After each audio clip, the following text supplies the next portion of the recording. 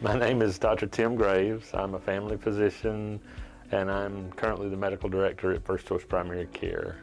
And we offer family practice care for people from all walks of life. I'm Dr. Seji. I've been a practicing gastroenterologist for somewhere around 30 years. And I'm part of Gastroenterology Associates of Central Georgia. Our office is located in downtown Macon.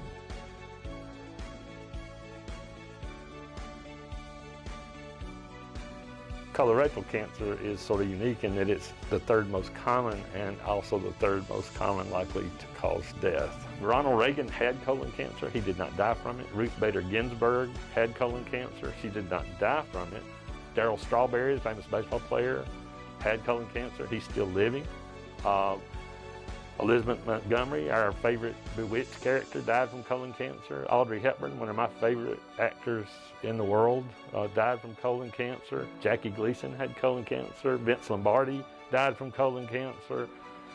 Walter Matthau, Jack Lemmon, who were the Odd Couple guys and very famous, funny guys, they both had colon cancer.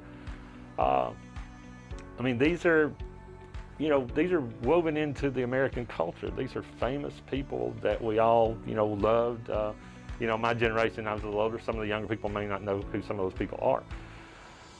But these are icons, and if it weren't for colon cancer, some of them, may have lived quite a bit longer.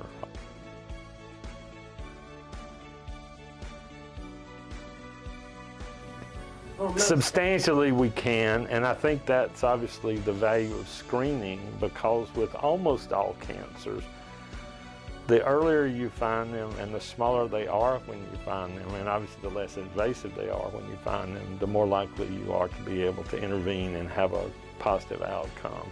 If you look at the lowest stage of cancer, which is stage 0, it has about an 85% survival rate at 5 years. If you look at stage 4, it's about 13% survival. So the difference between finding it at an advanced stage versus an early stage is incredibly different in terms of your outcome.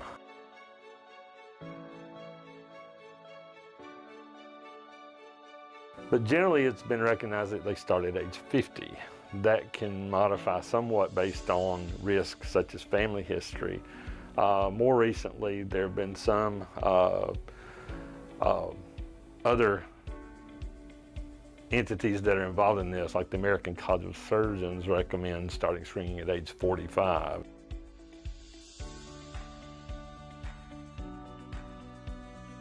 If you have a family history of colon cancer, then the recommendations for screening would be earlier.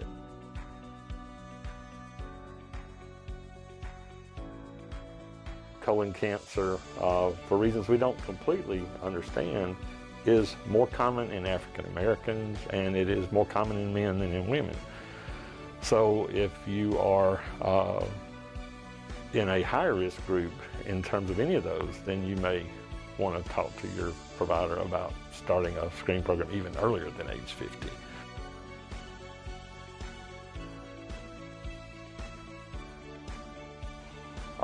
So it's not technically just a disease of old people either. Many more people are being diagnosed in their sub-50s. We've all very recently been made aware in a very tragic way that, Chadwick Boseman passed away at age 43. And he had been fighting his cancer for over 4 years, so he would have acquired his cancer at 38, or at least best we know. That's when it was diagnosed. Now obviously he probably had it for even years. So in terms of the natural history of colon cancer, it's not usually a very rapidly growing cancer. So he may have had colon cancer in his late 20s or even 30s before it became manifest enough to be diagnosed. And that's extraordinary. There's no screening protocol that would typically recommend it for someone in their late 20s or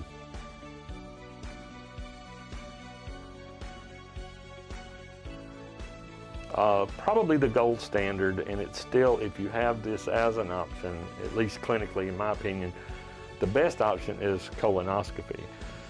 That's the test where you prep your colon through a process of cleansing your bowels so that they can actually be visualized.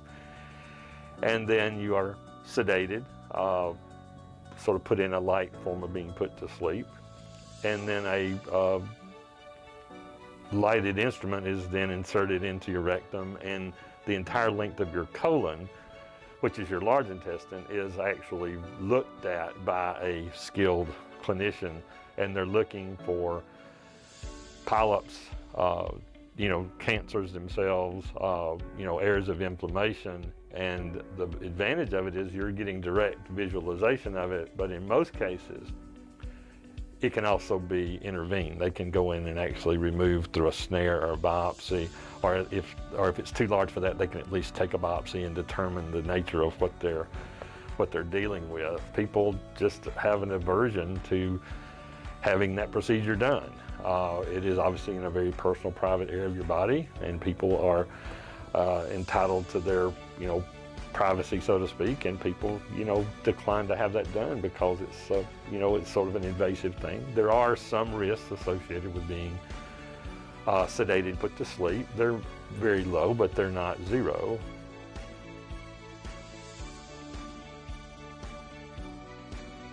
Another screening tool is sort of a lesser version, and I would actually consider it, in terms of my previous description, similar would be like sigmoidoscopy. It's basically the same type of scope, it's just a shorter scope, so less of your colon is visualized, but the area where the colon cancers are most likely to occur are visualized.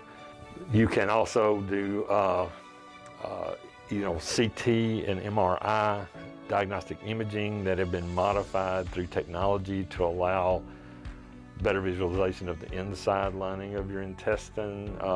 Those are not widely used currently, but our development of imaging techniques has developed tremendously. That is, again, another option.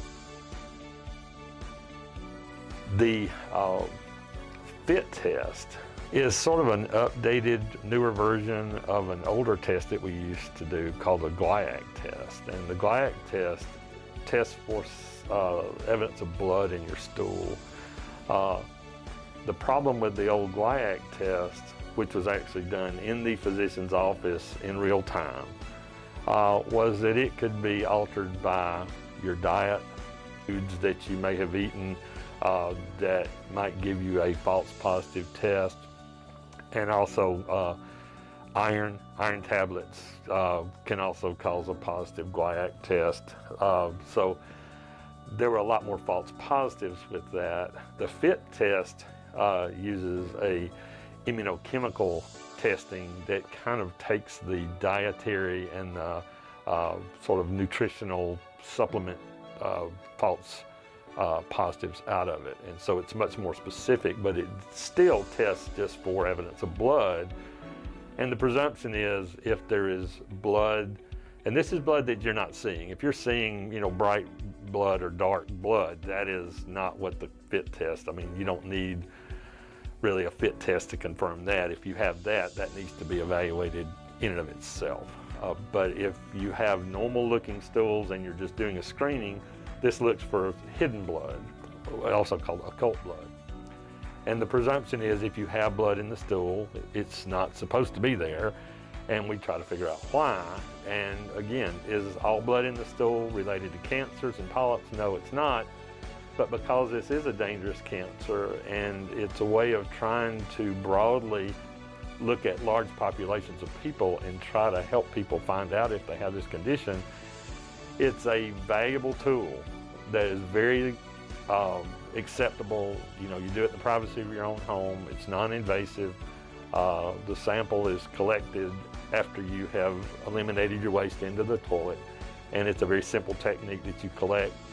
You put it into an envelope, and then you return it to either the physician's office that gave you that kit, or it can be mailed to the lab, either way. And and then you get a report that's either positive or negative. If it's a positive test, again, that is not positive for cancer. It's positive for presence of blood.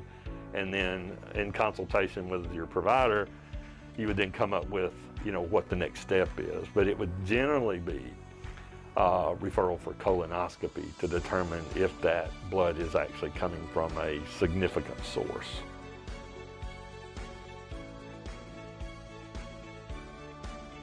I value these tests. We do a lot of them here, and I have a lot of patients that either due to personal choices or financial choices sometimes, defer to the FIT test, but I still think the colonoscopy is preferred if it's available. The cost issue is not insignificant, and I have some little papers here that kind of help to remind me of things if I forget some of these things, but these are average costs. Obviously they can vary depending on your area and the particular individual, but the average cost of a colonoscopy is right around $1,000. A Cologuard test is somewhere in the neighborhood of $500 to $600. A FIT test is around $20. And in some cases, in many cases, particularly with programs that are designed to help facilitate this, in many cases it's no cost. The cost is absorbed through grants and programs that allow funding to help support particularly people that don't have insurance to get these things done. But out-of-pocket costs are the very lowest for the FIT testing. So in terms of convenience and patient acceptance, general reliability, and cost, the FIT test is a very important test to have because it meets a lot of the criteria that allow it to be more broadly used than some of the other tests that are limited by, the requirement for, going to a facility, being sedated, having a procedure, the out-of-pocket costs, etc., whereas the FIT test can be done routinely with virtually none of those barriers whatsoever.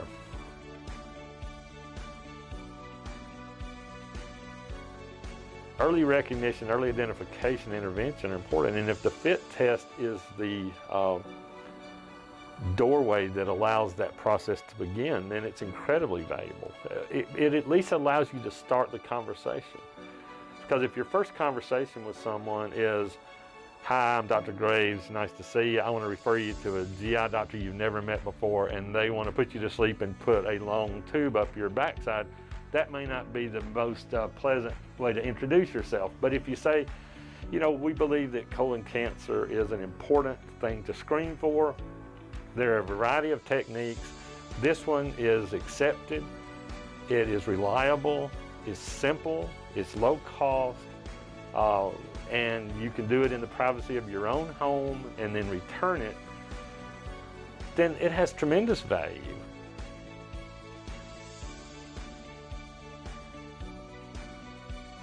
In our practice, it is the most common screen that we do for our patients, and it's because it's a patient preference. There are so many people that decline a colonoscopy, even though they have insurance, they meet the age criteria, and some of them may be at significantly higher risk that I personally would prefer them to allow a colonoscopy. But if they don't, it gives us an alternative, and I think it's a valuable one.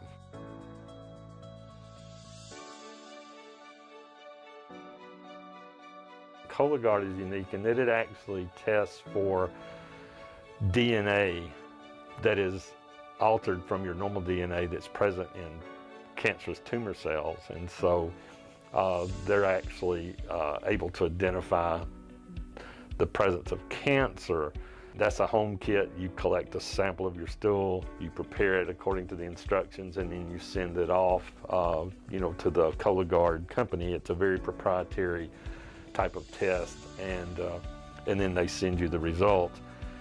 And again, with the Cologuard, if it is a positive test, then the recommendation would be, and this is true with any positive test, other than the colonoscopy itself, which is kind of the gold standard, If you have a positive Cologuard, then they would recommend a colonoscopy to identify the location, the size, and the nature of whatever is causing that positive test.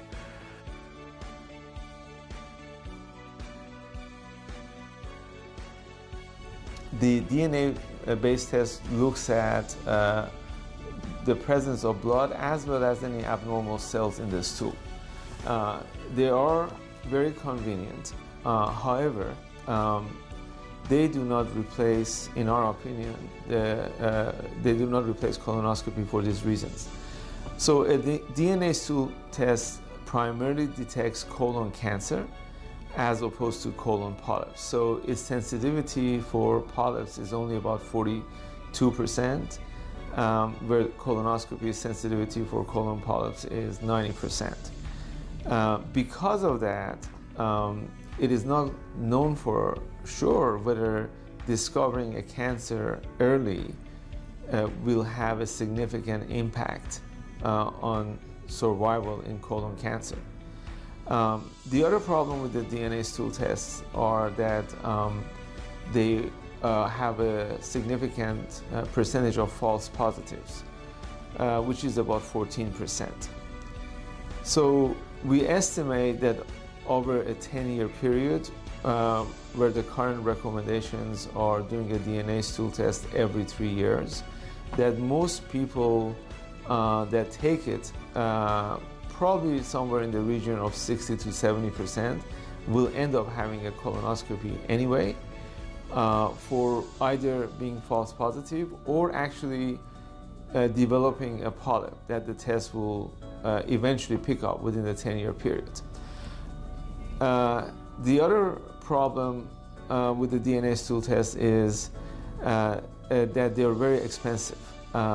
In fact, for Medicare rates, a colonoscopy performed at an independent physician facility center or ASC costs around $700 with every component of it: anesthesia, pathology, physician fee, facility fee.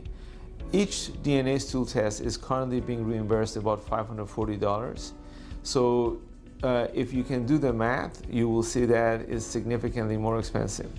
And then on top of that, where the primary screening is free, if you have a positive DNA test, then your subsequent colonoscopy is not considered a screening, and so there will be a cost associated with that.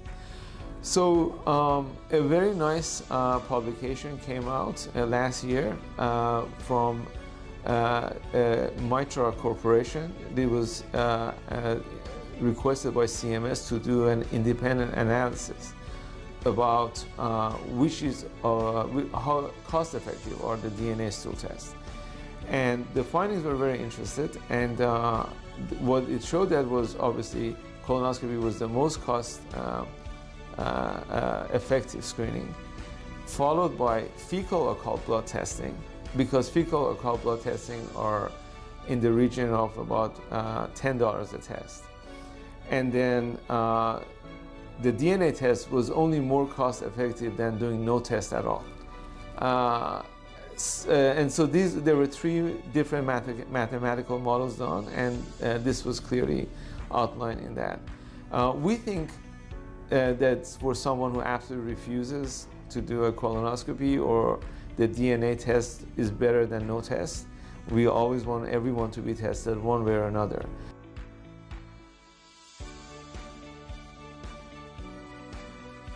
And that has always been a problem to clean out for colonoscopy, because the best preps are really volume-based because they're a flush.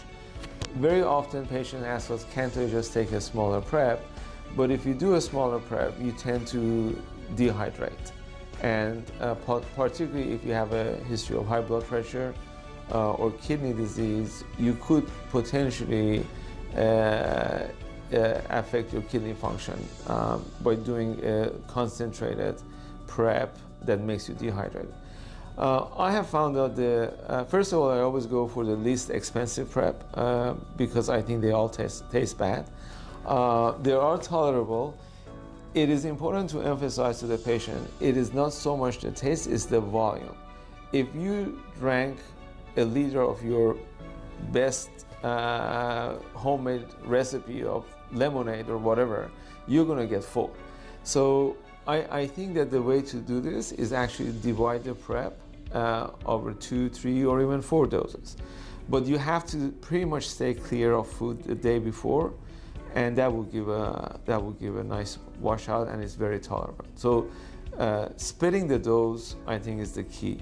When the patients have followed all the rules and they are not clear, usually we can give them 1 or 2 enemas, and that will clear out any residue. However, if the patient has eaten with the prep, then it's virtually impossible to clean them out, because the food that they ate the day before is still sitting at the other end of their colon, out of reach of an enema. So we would have to cancel and reschedule. Worse, if they don't tell us they have eaten and we do the procedure, then we have to stop and reschedule it, because it's not fair to the patient to have a procedure done and potentially have polyps missed.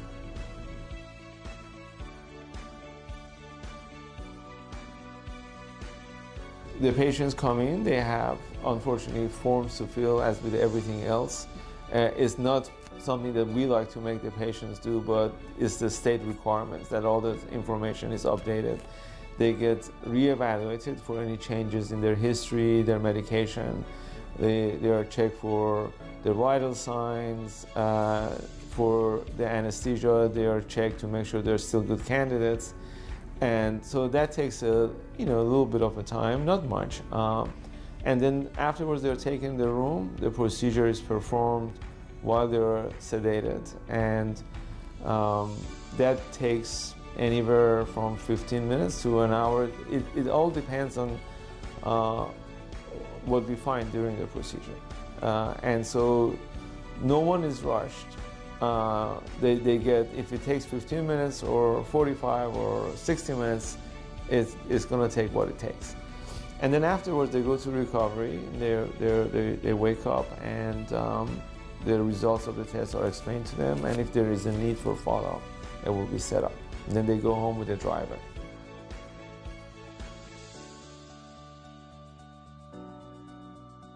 Generally in the region of 25 to 30%. Okay. A little bit more in males, and more so as you get older.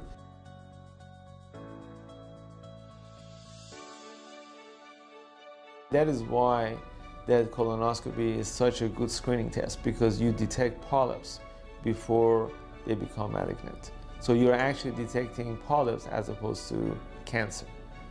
And because of that, there's now good data that's showing the colon cancer rates have dropped over 60% because of the intervention of colonoscopy.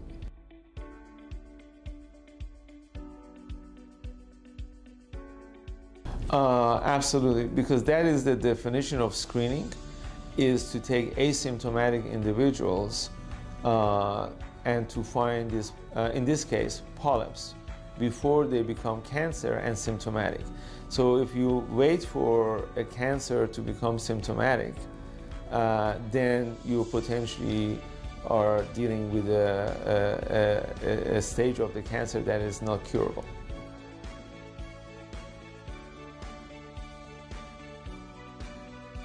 Yes, I think of the many screening tests that we do for different conditions, the very fact that 99% of colon cancers start as polyps, and it takes these polyps typically years to become cancers, it gives us a prime opportunity to really implement a very effective screening test. And so because of that, I believe that data suggests that colonoscopy is likely the most effective screening test for any kind of cancer out there, because it has shown results and effectiveness, and it has reduced death and morbidity associated with colon cancer.